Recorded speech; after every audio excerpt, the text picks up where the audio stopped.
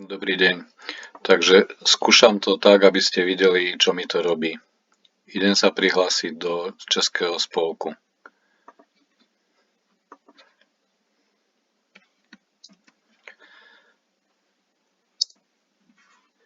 Prihlasovacie okno je v poriadku.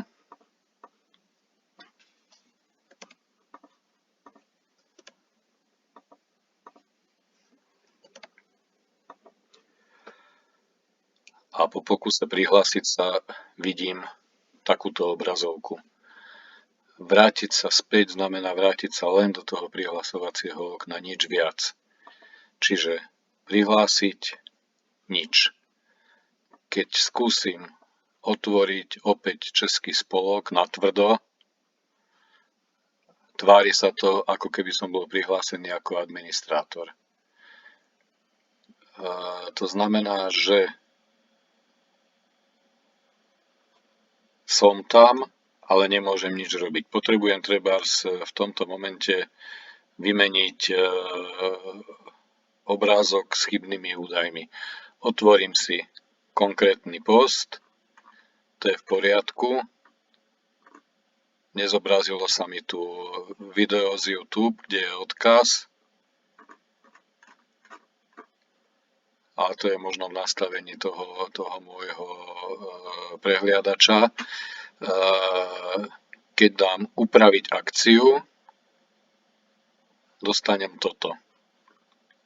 Čiže absolútne nepoužiteľný šrot, v ktorom aj keby som sa chcel neviem ako vyznať, tak sa mi to nepodarí. No teraz sa mi zobrazilo video. Čiže je to úplne nepoužiteľné. A toto mi robí prakticky v každom jednom prehliadači. Vyskúšal som to. Brave som dal za to, že ho mám vyčistený, že tam nemám vôbec nič, že je to úplne čisté. Čiže fragmenty z českej histórie, post sa otvorí, to je v poriadku. Ak by som ho chcel upraviť, dostanem zase len zhluk,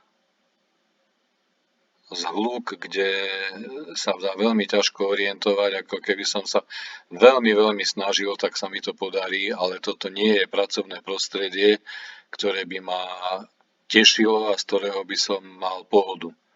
Akože otvárať stránku a byť neustále v strese z toho, že dačo nebude fungovať, je úplne hrozné. Súhlasím s vami, že tam treba urobiť niečo nové, ale